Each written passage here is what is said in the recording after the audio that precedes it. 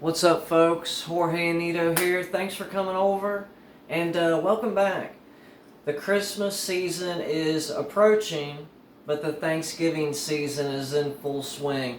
It is Thanksgiving week. This is the season, or should I say the time of the year that sort of brings in the holiday season. You got Thanksgiving this week, Black Friday, December is next week, and Christmas and other holidays are fast approaching. And so I want to put the brakes on for just a moment and just reflect about the Thanksgiving season and just call to mind the things that you're thankful for. Thanksgiving doesn't have to come once a year for us. Thanksgiving should be every single day because God has blessed us richly in so many different ways. And whether you believe in God and Jesus or whatever, we can all still find things to be thankful for.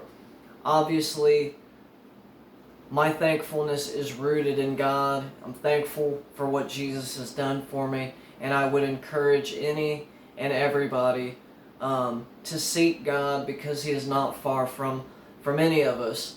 And the Word of God says in 1 Thessalonians 5:18, it says, "Rejoice always, pray continually, be thankful in all circumstances, because this is the will of God in Christ Jesus concerning you," concerning me, concerning each and every person.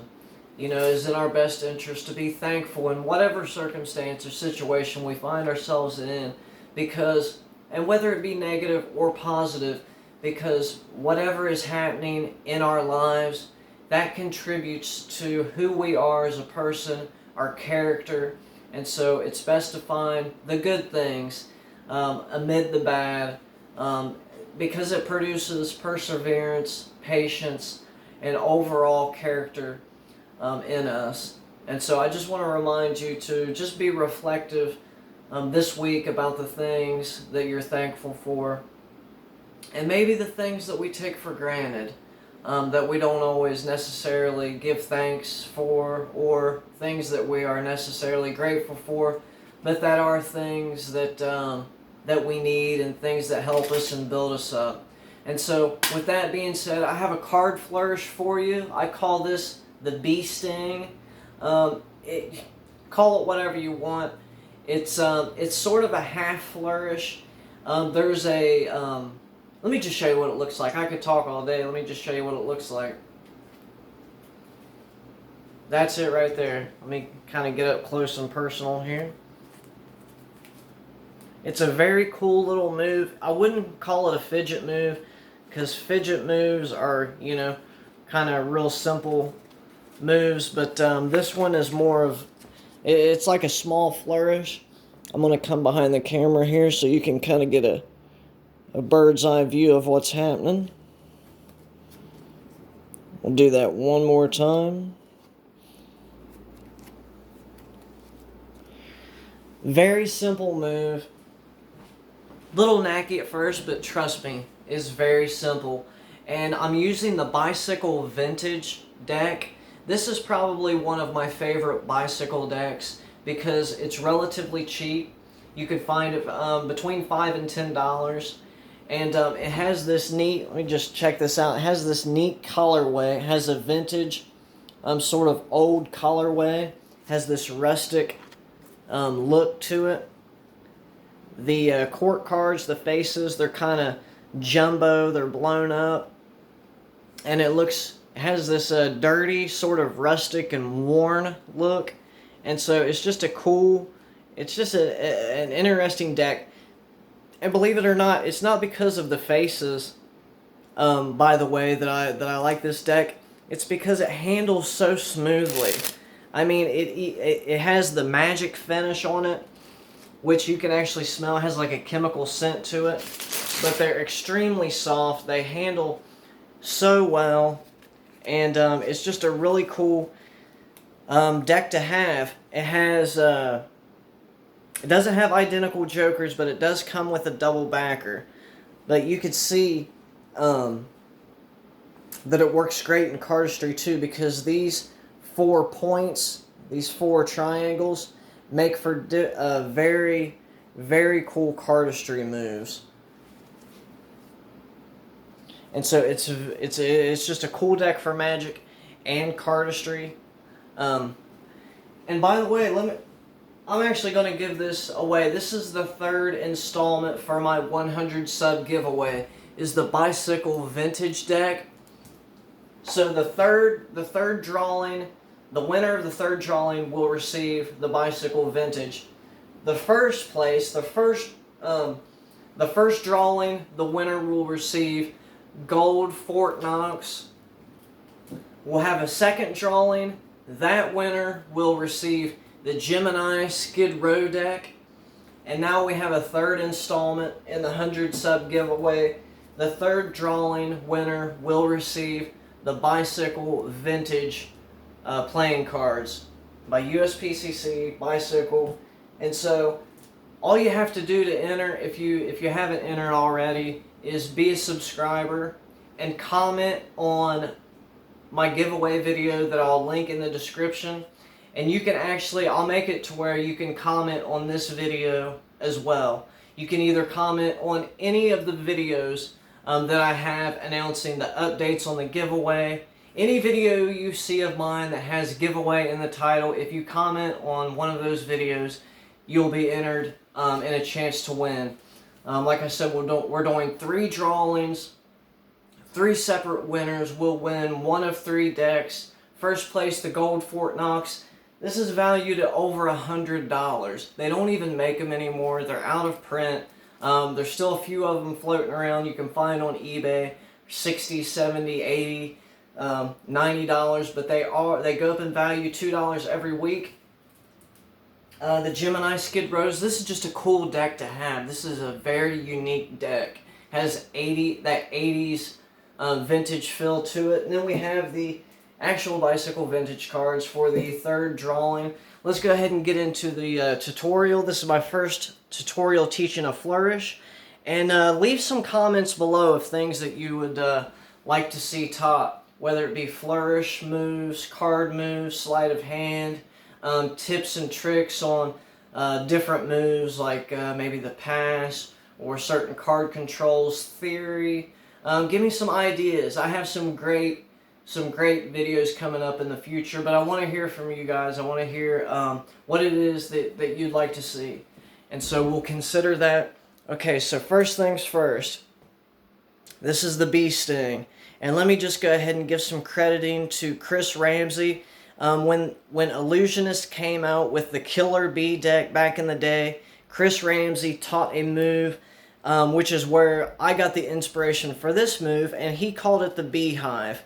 And you could check that out. It's under Beehive Cardistry move with Chris Ramsey. And it goes, I can't actually do that move. I haven't learned it. But it's something like this, where he takes a second packet and kind of flips it around, and they move around. And I just didn't care for it, but I like the first part of the move, which is breaking off this packet, spinning it around, and then I kind of added this little clip here at the end that kind of snugs everything in, and it's a nice closer. And so check out his video if you want the actual Beehive Flourish, but this is the one that I do. And you want to start, let me come around on this side. You want to start in a biddle grip. It'll be easier if I do it on this side. And you want your ring finger to be braced against this corner right here. So it looks like this. So I have my index finger. I just need that to be out of the way for right now. What I really want is it to look like this. My pinky finger's out of the way. So is my index is curled in to get that out of the way. It's not actually doing anything. And I want my ring finger to be on this corner, because I'm going to come around like this, and I'm going to use my thumb, and I'm going to break off about 5 to 10 cards. And what I'm going to do is I'm going to use my middle finger to pull away this huge packet, and I'm going to use, obviously, And I'm going to use my other thumb to pull off this little packet, and it's going to rotate on your ring finger, and you'll find that it's very free. Like, you know, you can extend it out. You can do all kind of stuff with it. Something else I like to do is that right there. That's more. This is more of a fidget move right here, where you just spin the deck around. So you're taking your thumb, ring finger braced on this corner because it's going to secure.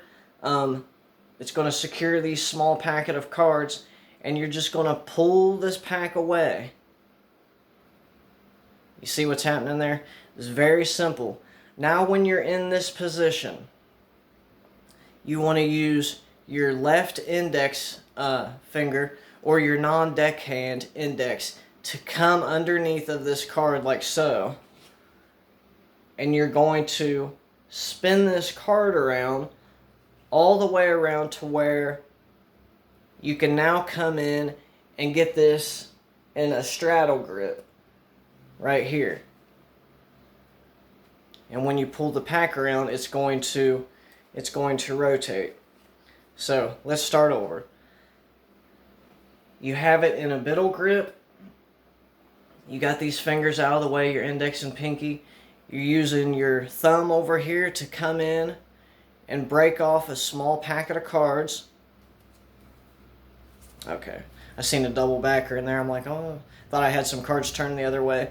So you want to break off this pack. You're going to come in like this. You're basically going to bring your hand in like this and use your index finger to make contact with this corner, and you're going to flip the pack around like this.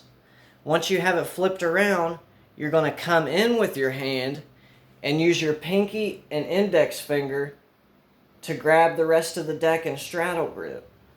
So now you're left in this situation.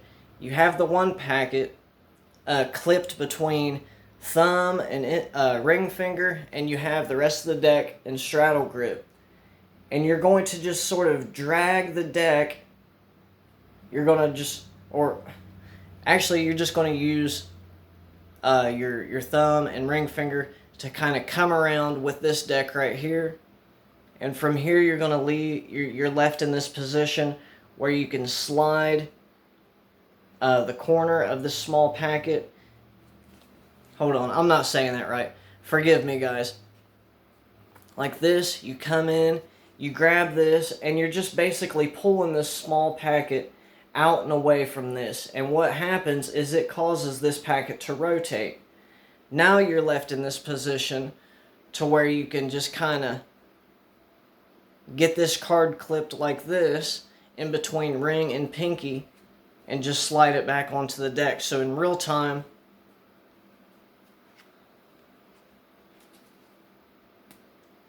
just like that. It's really not that hard. My instructions are probably making it more difficult than what it needs to be. Maybe I should do the tutorials where they just do it real slow and let you see what's happening. That's it, guys. That's it. I call it the bee sting. I don't know. It's basically half of the Beehive by Chris Ramsey with sort of an added clip between ring and pinky finger on the end. So it's yours. Do what you want with it. It's very fun to just play around with. And so there you have it. Thanks again for coming over, guys. I appreciate it. Stay tuned for some upcoming tutorials and biblical content that I'm working on. And remember to be thankful during this season. Not only during the Thanksgiving season, but just every day in life in general. It's always a good idea to just maintain a thankful attitude. And with that, peace.